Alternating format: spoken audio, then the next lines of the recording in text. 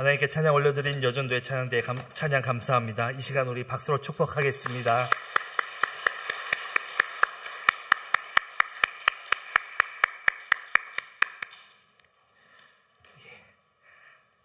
하나님의 크신 은혜와 자비와 평강이 오늘 여러분과 함께 하시기를 주님의 이름으로 축복합니다.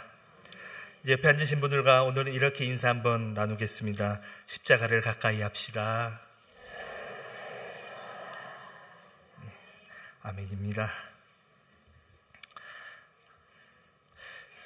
여러분, 하나님은 모세를 들어서 이집트 애굽 땅에서 고통받고 있던 그 이스라엘 백성들의 출애굽을 하게 하셨습니다. 모세와 이스라엘 백성들은 이집트를 떠나 이제 적과 꿀이 흐르는 땅으로 출발했습니다. 그렇게 한참을 가고 있는데 바로 왕이 뒤에서 엄청난 속도로 쫓아오고 있다라는 소식이 들렸습니다. 앞에는 홍해바다가, 뒤에는 군대가 쫓아와서 어떻게 할 수 없는 상황이 되었습니다. 이때 이스라엘 자손들은 크게 두려워하면서 모세를 원망했습니다. 차라리 힘들어도 애굽에 있었더라면, 그래도 좀 힘들어도 목숨은 부지하면서 살 수 있었을 텐데 괜히 나와서 아예 죽게 되었다라고 그렇게 불안해하고 있었습니다. 그런 백성들을 향해서 모세는 출애굽기 14장 13절 이하에 이런 말을 하는데요. 제가 새번역 성경으로 한번 찾아보았습니다. 뭐라고 이야기하냐면, 두려워하지 마십시오. 당신들은 가만히 서서 주님께서 오늘 당신들을 어떻게 구원하시는지 지켜보기만 하십시오. 주님께서 당신들을 구하여 주시려고 싸우실 것이니 당신들은 진정하십시오 라고 말합니다. 하나님께서는 이스라엘 백성들을 앞으로 나아가게 하셨습니다. 그런데 감당할 수 있는 정도를 넘어드는 그런 현실의 두려움을 마주한 사람들이 예전의 삶, 그리고 더 나아가서는 이제 하나님과 상관없는 그런 삶을 살았던 시절로 돌아가려고 했지요. 애굽을 떠나 한참 진행하고 있던 그들 앞에 고난이 닥치자, 앞뒤로 고난이 닥치자 다시 예전으로 돌아가려고 했던 것입니다. 하나님의 은혜로 말미암아 애굽에서 나왔고, 그들이 어려움 앞에 서서 뒤로 되돌아가려 했을 때 하나님께서는 어떻게 하셨습니까? 그냥 앞으로 가라, 믿음을 지켜 앞으로 나아가라고 하셨고, 결국 그들은 바다를 건너갈 수 있었습니다. 오늘 본문이 기록된 히브리서는 이와 비슷한 일이 있어서 기록된 책입니다. 오늘 본문이 히브리서는 편지입니다. 편지인데도 편지를 쓴 사람과 받는 사람이 딱 명확하게 기록되어 있지는 않지요. 그래서 누가 누구에게 왜 보냈는지를 본문을 보면서 우리가 생각하면서 보아야 하는 책입니다.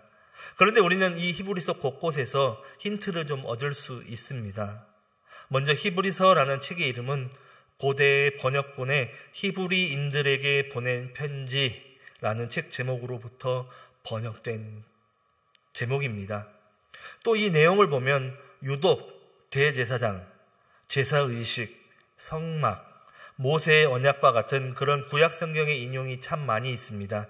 그런 면에서 구약 성경이 익숙한 유대인 그리스도인들을 위한 편지였음을 추측해 볼 수 있습니다.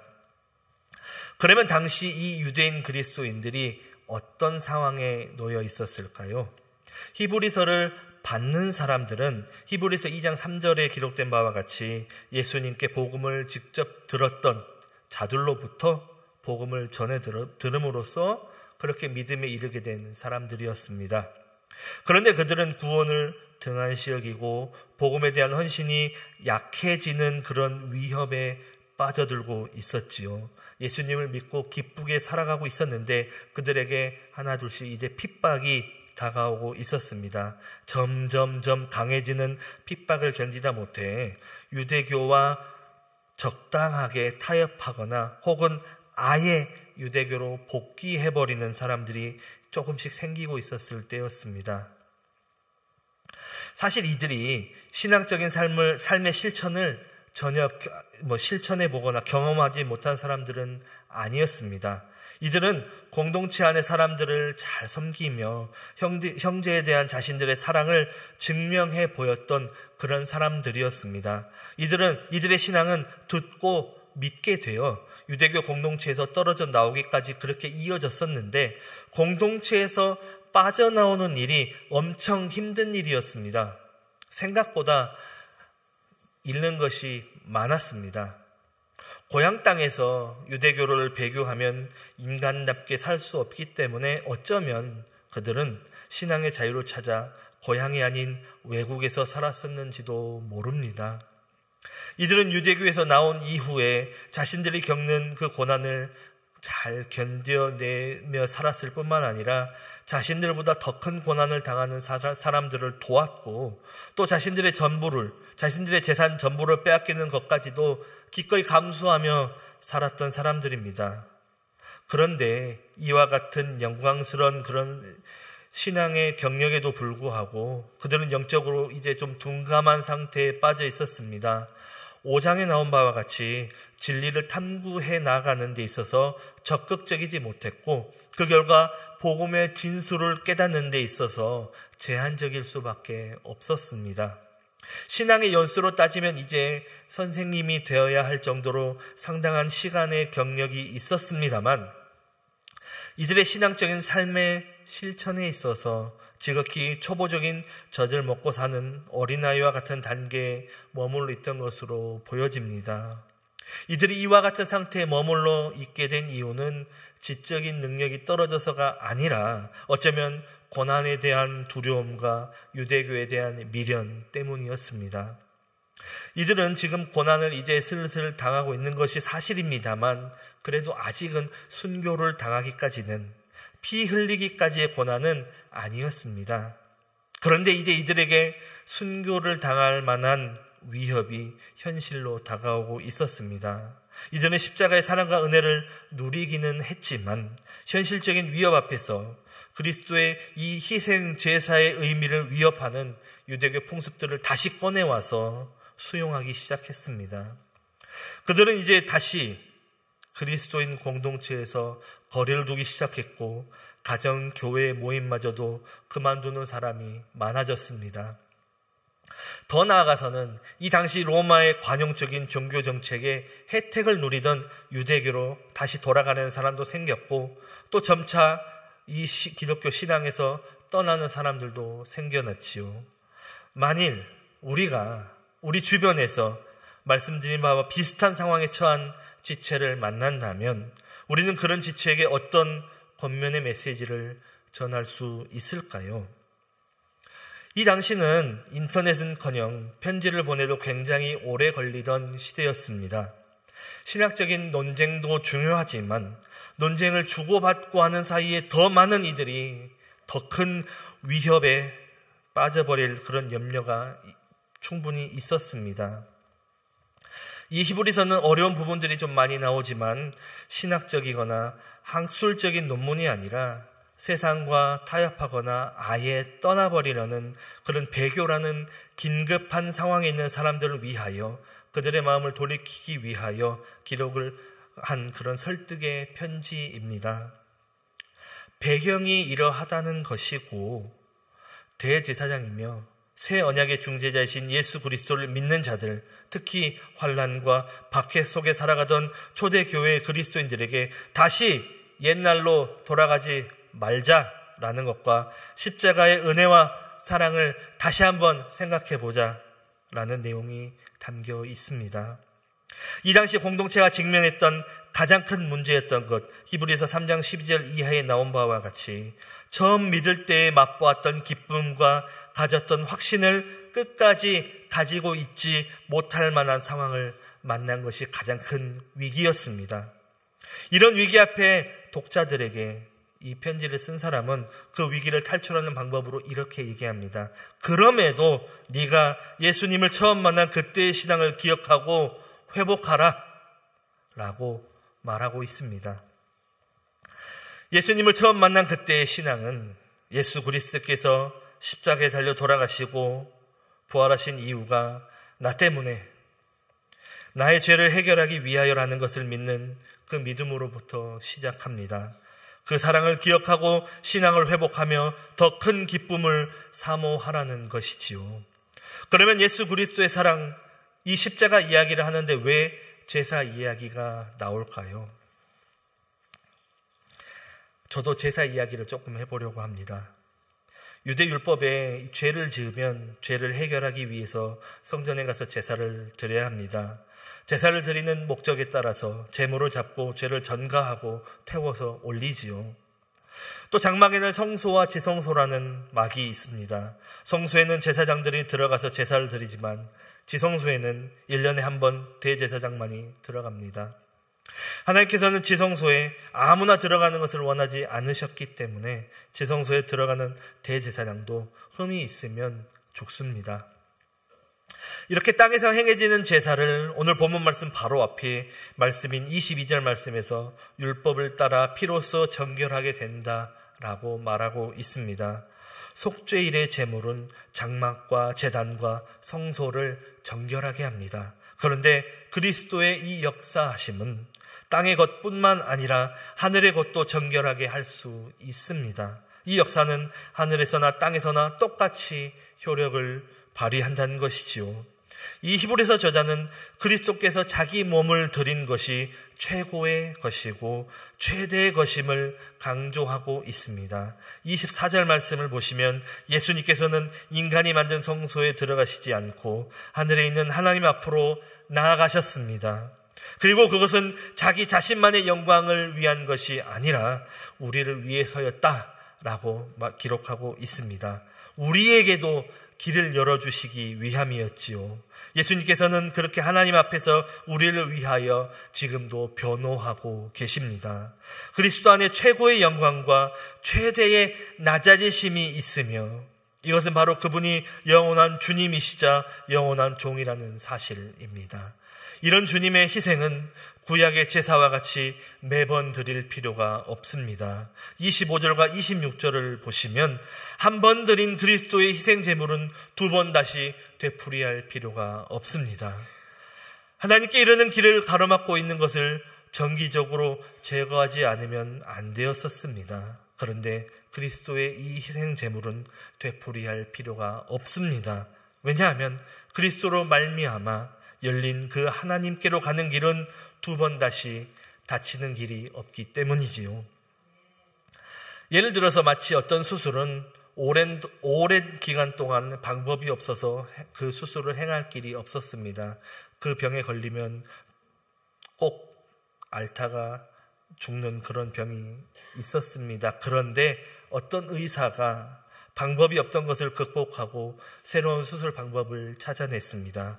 그러면 이제 그날부터 그 질병에 대한 치료의 길이 열린 것이지요. 그것은 한 번 열려서 닫히지 않는 그런 길이 됩니다. 그리스도께서 한 번 길을 열고 죄인들이 하나님께 가까이 갈 수 있게 된 지금은 그리스도의 십자가 이외에는 아무것도 필요한 것이 없게 되었습니다.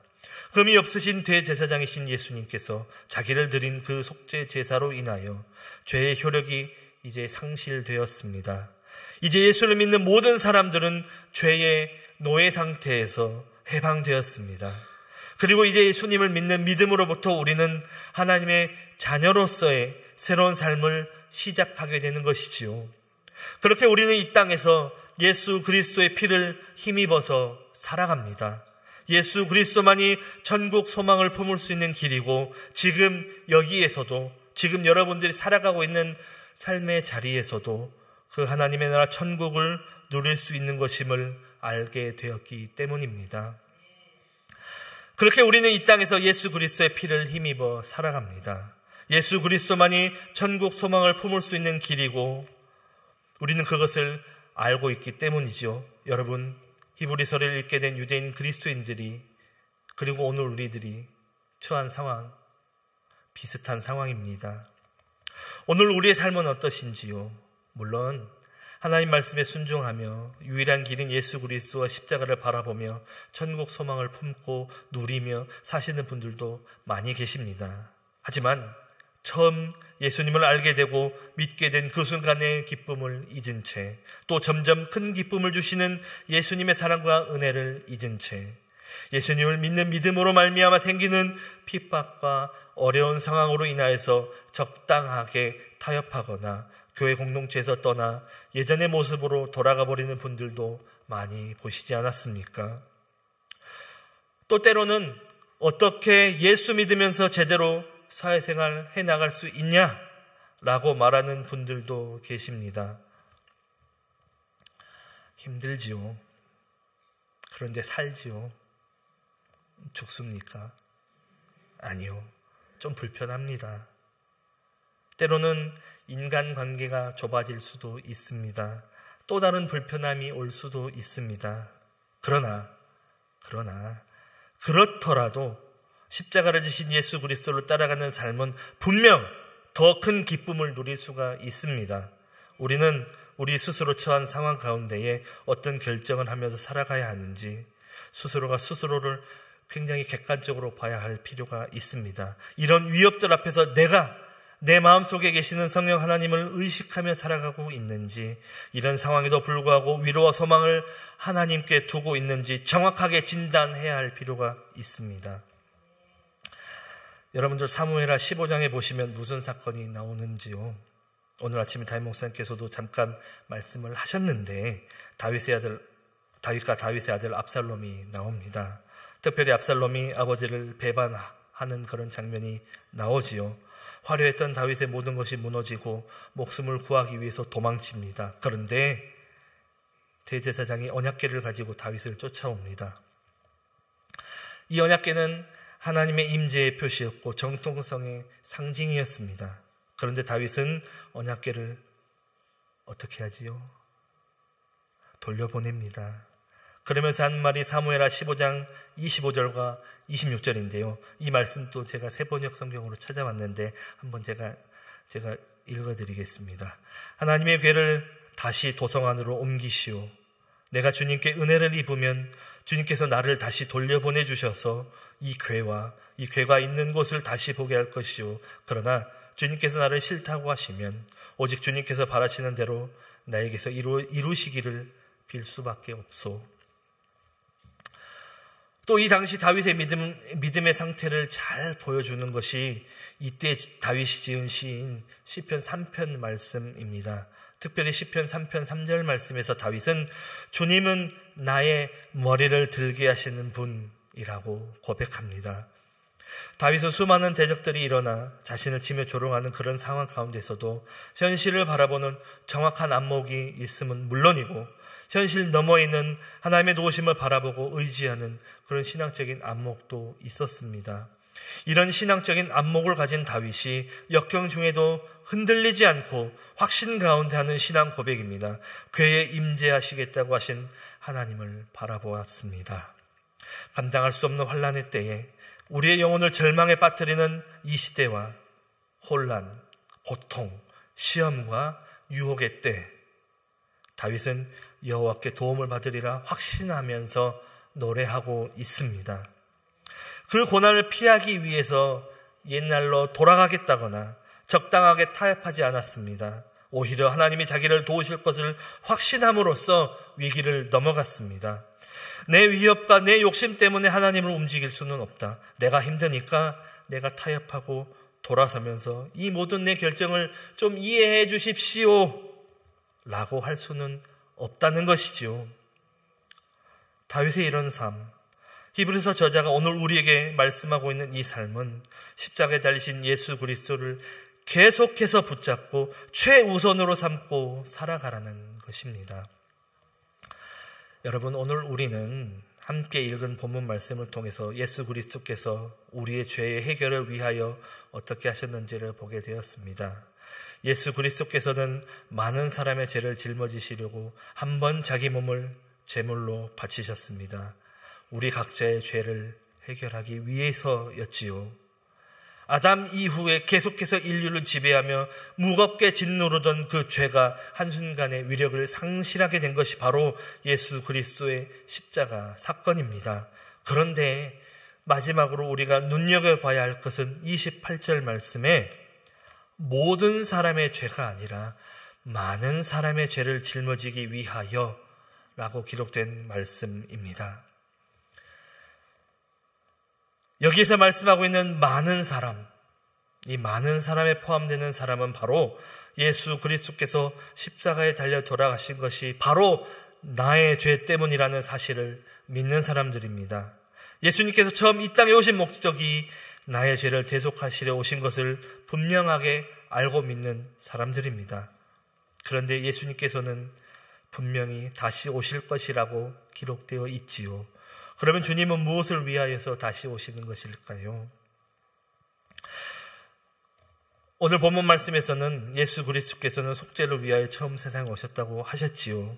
예수님께서 두 번째 우리에게 나타나실 때는 죄와 상관없이 자기를 기다리고 있는 사람들에게 나타나셔서 구원하시기 위해서 오신다라고 기록합니다. 그 사람들은 누구냐면 끝까지 이 은혜를 잊지 않고 힘들 때 돌아서거나 타협하지 않고 다시 한번 나를 위해서 달려주신 그 예수님과 십자가를 기억해내며 살아가는 사람들입니다.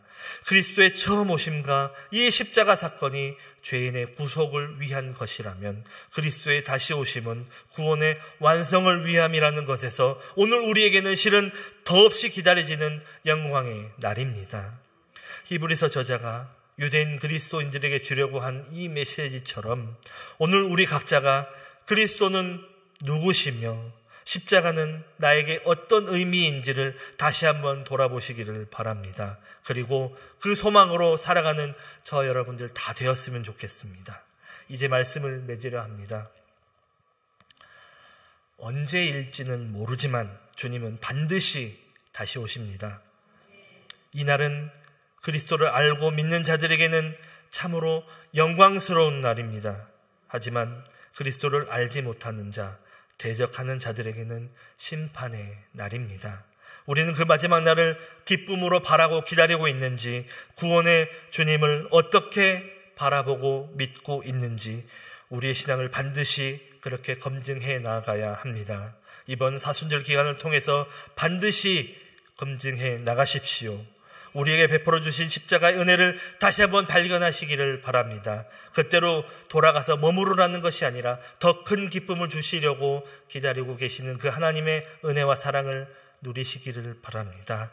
우리가 살아가는 수많은 상황 속에서도 우리를 위하여 십자가를 지신 그 예수 그리스도를 잊지 않고 그 은혜만을 의지하며 나아가는 저 여러분들 되시기를 예수님의 이름으로 축복합니다.